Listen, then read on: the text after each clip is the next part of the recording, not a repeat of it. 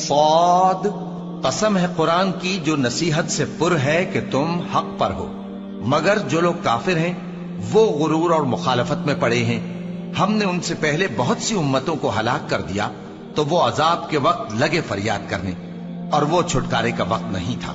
اور انہوں نے تعجب کیا کہ ان کے پاس انہی میں سے ایک خبردار کرنے والا آیا، اور کافر کہنے لگے کہ یہ تو جادوگر ہے جھوٹا، کیا اس نے اتنے معبودوں کی جگہ ایک ہی معبود قرار دے دیا؟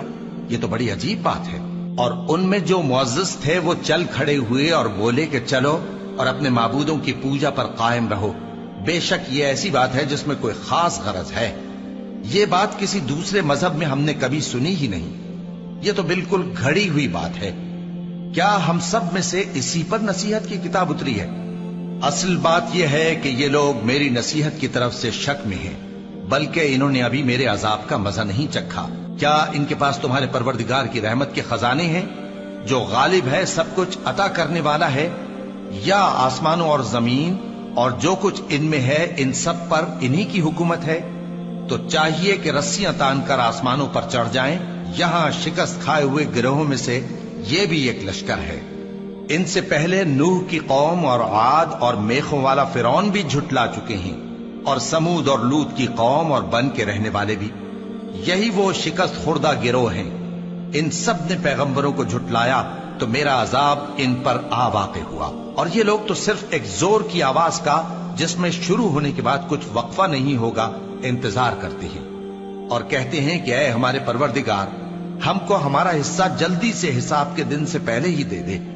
اے پیغمبر صلی اللہ علیہ وآلہ وسلم، یہ جو کچھ کہتے ہیں اس پر صبر کرو، اور ہمارے بندے داؤد کو یاد کرو جو صاحب قوت تھے، بے شک وہ رجوع کرنے والے تھے۔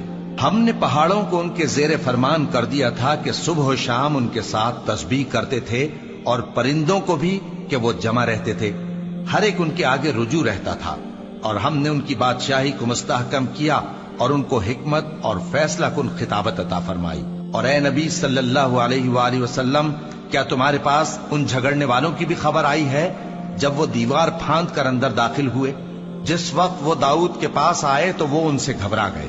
انہوں نے کہا کہ خوف نہ کیجیے، ہم دونوں کا ایک مقدمہ ہے کہ ہم میں سے ایک نے دوسرے پر زیادتی کی ہے، تو آپ ہم میں انصاف سے فیصلہ کر دیجئے اور بے انصافی نہ کیجیے گا، اور ہم کو سیدھا راستہ دکھا دیجئے۔ بات یہ ہے کہ یہ میرا بھائی ہے، اس کے ہاں 99 دمبیاں ہیں اور میرے پاس ایک دمبی ہے۔